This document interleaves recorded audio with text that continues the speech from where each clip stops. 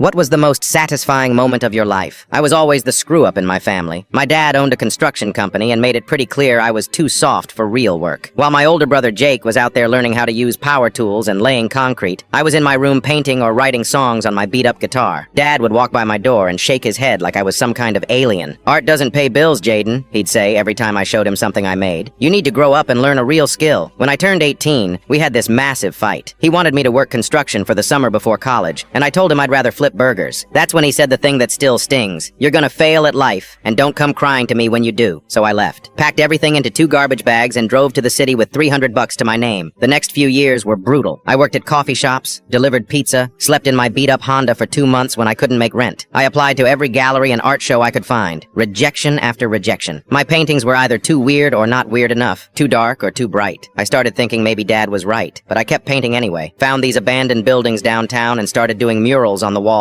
Nothing fancy, just stuff that felt real. A kid sitting alone on a swing. An old man feeding pigeons. A woman holding an umbrella over a crying child during a storm. I started filming myself painting these murals on my phone. Just time-lapse videos of me working. Posted them online with no expectations. The first few got maybe 20 views each. But then, something happened with the umbrella mural. The video went viral. Like 2 million views in a week viral. Comments were pouring in. People saying the mural made them cry. Others asking where they could buy my art. Local news stations started calling. Within 6 months, I had my first real commission. A restaurant wanted me to paint their entire back wall. By the time I hit 30, I was booked solid for months. My art was on album covers, billboards, even in a movie. I had an apartment with actual furniture and a car that wasn't held together with duct tape. But the one thing I really wanted was for Dad to see it, to admit he was wrong. Then Mom called. Dad had a heart attack. I flew home that same day. At the hospital, he looked so small, hooked up to all those machines. I sat next to his bed and said, "I made it, Dad. I really did." He just stared at the ceiling, didn't say anything. A week later, I was finishing up a mural for the elementary school when this truck pulled up. I looked down from my ladder and there he was, Dad, just standing there watching me work. He didn't say a word for like 20 minutes, just watched me paint this massive tree with kids playing underneath it. When I finally came down, he walked over with this look I'd never seen before. His eyes were all watery. Then he held out his hand. "I saw your billboard on Highway 9, he said quietly. "I was wrong about you. I'm proud of you, son." We stood there in this awkward silence for a minute. Then he said something that completely broke me. "Think you could teach an old man how to paint sometime?" That was the first time I ever cried in front of him. 30 years old, standing in a school parking lot, bawling like a kid. But it was the most satisfying moment of my entire life.